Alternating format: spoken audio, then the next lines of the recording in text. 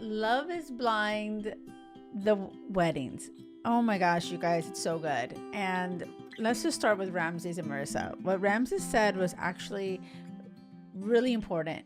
And he had spoken to his brother's wife about it. And he realized, he's like, wait, I keep making the same mistake over and over, going with how I feel. And she was, Marissa was so upset. Like, why 2 days ago everything was perfect, and now you're starting to hesitate about this wedding and not get married. And he's just saying love isn't enough. Like, I have to use some logic and reasoning. And when she's like, well, what exactly is it that you're thinking about or worried about? And he's like, well, living with you, living together, the energy when you come in from work, like basically Marissa's like so overwhelmed. And she's like, why doesn't anyone choose me? And you're not choosing me, you're not showing up for me. And it was so heartbreaking to see her like that. And because honestly it resonated with me. I remember feeling like that, before I met Will, my husband, now almost 17 years, I would always choose and show up for people and be there, and I wasn't the one chosen. I was too much for everybody. And that's how Marissa is. Like, I'm always too much, she says. It's great for the first 2 months, and then it's like over. And it's so heartbreaking to see her. And I wish that like she could hear me say this, or it's like, no, he's just not your person. He's not the right person for you. Marissa is amazing. Like, she's just a beautiful all around soul. You could feel that. And she isn't too much for the right person. And I do, I've said this before about Ramses. I just don't feel like he's emotionally mature or ready to get married. And I really feel like she's dodging a bullet massively. Like right now, she's saying how hurt she is and how devastated she is. And it is heartbreaking to see her like struggle like that. But I can feel like you should never be having to convince somebody to love you or choose you or want to live with you. When you live with your person, the right partner, it is so fun. It's amazing. And even when they're having a hard day, you want to show up for them. You want to help them out, and you want to do what you can because you're a team. Ramses isn't doing that for Marissa. Ew. I'm like, bye. And I just wish that she could have that clarity. I wish she could realize how worthy she is and how loving she is and lovable, versus, right now what it feels like is like, here I am getting rejected again. And that's not what I want her to be. It would be so much better if she was like, why would I choose a partner that's not showing up for me or thinks I'm too much? And, I have things on my plate, and he's not saying, how can I help you? How can I be there for you? He's complaining about, oh, my energy is getting drained because of your ass. So this is where I feel like if she had that clarity on her worth, clarity on what she wanted, knowing the abundance, and knowing that the universe, having the unwavering faith that person exists and that the universe wants to deliver that, right? She would be doing cartwheels out that freaking door, and it wouldn't be him choosing, a life without her. It would be her choosing, get the fuck out of here, Ramses. You're not good enough for me. And so like, but that's not what happens, right? Like when you're watching it, it's like, oh, it breaks your heart. And I get it. She's on her journey and she's getting there. And I hope she sees this, honestly. I'm going to tag her. And I really want her to hear this because I mean it wholeheartedly. And where she's at, I've been. And being where I am now, 17 years married this December to my person, it's everything. It's like the person you could always count on. I never have to convince him to show up for me. I never have to beg him or, oh my God, where are you? Like, it's so sad. It's only hard when you're trying to make it work with the wrong person. So yeah, I'm happy that Marissa's not marrying Ramses. He's not good enough for her. Bye. And I love that she's telling her mom, and hopefully she'll kick his ass. Because Marissa's mom's a freaking badass and she scares the shit out of me. Oh my gosh, she's awesome. Okay, we need to talk about the two weddings that happened. Okay, and so spoiler alert, right? Whatever. Um, Ashley and Tyler, like I told you, I love Ashley and Tyler from the beginning and their faith and how that's the center of their relationship. And that's not to say that you can't be happy if you don't have God in the center of your relationship, but it personally resonates with me because Will and I, that is the center of our family, is God, and we pray and whatever. And it's not like I'm ultra religious and like, I'm Episcopalian, so it's like more of like the chiller Christians. Like we're not like super strict about anything. And I don't go to church all the time, but I do feel that just at our core, we're very grateful. We pray and give thanks and things like that. I think are very important. And I just think that for your journey, as you're going out there trying to see who your partner is, if you do have your faith, it's important for you to communicate that from the very beginning, first date, in the chat, talking about it, and like not wait around to see if you guys are aligned. Okay, because that is so massively important.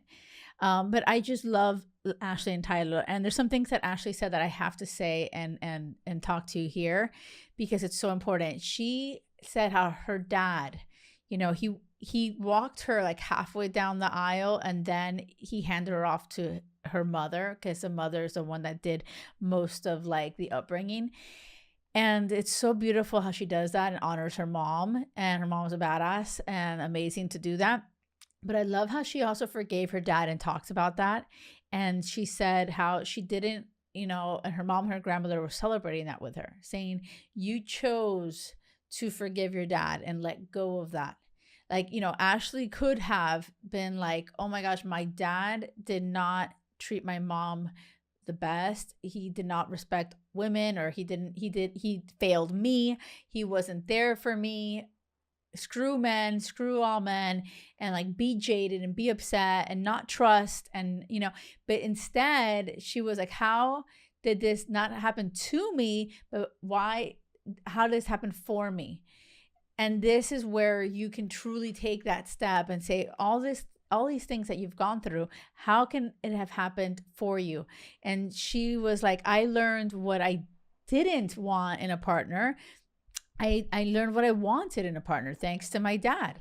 I wanted to have someone that's a best friend that was always there for me and, respected women and me. And because I didn't see my dad do those certain things, and I knew I wanted it. So I just love that she really took those experiences, learned from it, and said, how can this serve me? How can I be the author of my own story instead of being the victim?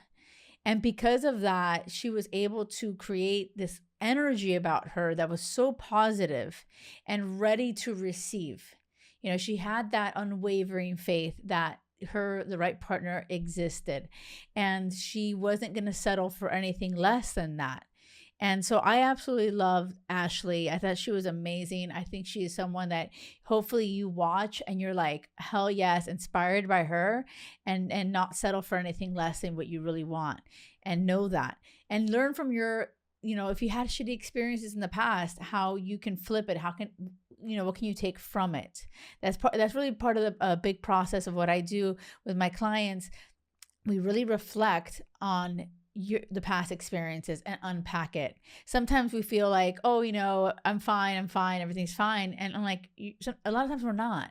And so it's really about stopping, going on autopilot, and saying, wait a second, what have I gone through? Getting different eyes on your life, getting an expert to talk to you, a coach. Like, this is where I'm all up in your business, like asking you the questions. So then you can like reflect and say, oh my God, I never thought of it that way. I never saw that. I never realized I was carrying these wounds I haven't healed, and that's been blocking me from receiving. And so you can't receive when you have these subconscious blocks. Okay, so I feel like it's so clear that Ashley's done that work to heal, and she has no subconscious block. She's like ready to receive, and that's what has come. It was so beautiful seeing them two together. even though Ashley's friend was like, oh, he's nice now making you coffee, but that's not going to last forever. That's only in the beginning. And she was like, nope, my guy, like Tyler is a lover. This is who he is. And this is who he's always going to be. And I can't tell you enough how Ashley is so right. Like Will was like that from day one, and he's still like that 17 years later. Like it's not like, oh, they will become that or they won't be that anymore. They're great in the beginning and then they become shit. Like no. Like when you truly know how to navigate your dating life and you're asking the right questions and you're seeing if you're aligned, you're not going to be blinded and be like, oh my God, this is not really who they were. Okay, so like this is so important. It's really your responsibility to see that from the beginning. And I love how Ashley's being so intentional and knows who he is to his core. You know, I love that. And then the last couple, of course, Taylor and Garrett. Oh my God, we love them. They're so freaking cute. And I love Taylor's dad. He was so sweet and supportive to Garrett. And I love how he started crying with the tie. I love how all the guys were crying. Like, I love that. Like, Tyler was crying. I love how, you know, oh my God, Taylor's dad was crying and talking about his brother, and he's wearing his brother's tie, and how Taylor showed up for her dad for 2 weeks. And he was like, that's what's going to happen for you too, Garrett. Like, that's who Taylor is. And like one of the best things that happened on this episode was when Garrett said, you know, Taylor's dad, you said that you gave a gift to the world by giving Taylor, but I'm not going to just receive that gift. I want to make sure that I show up for her and help her shine and help her be the best she can be and be all that she's meant to be. Like, this is such a good man. Like, this is a good, amazing partner who isn't there to like, oh, what can you give me? It's more like, oh my God, you are such a light in the world. How can I help you shine brighter?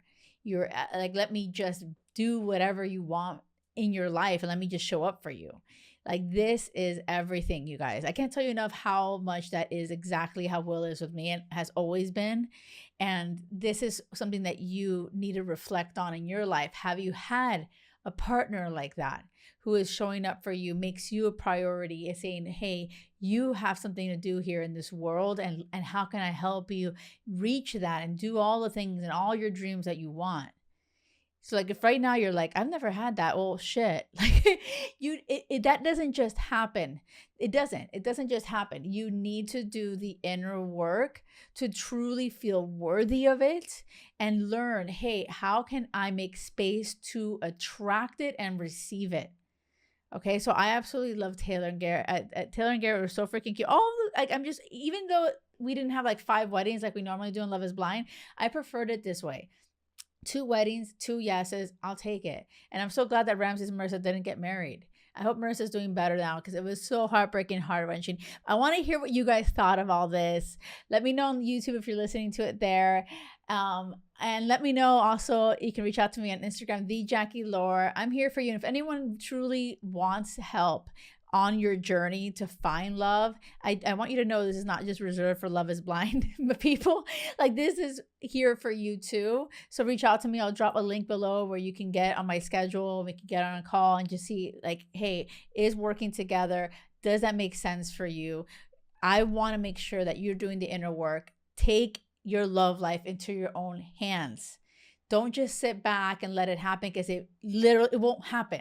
You have to take action and do that work so you can receive the right partner, okay?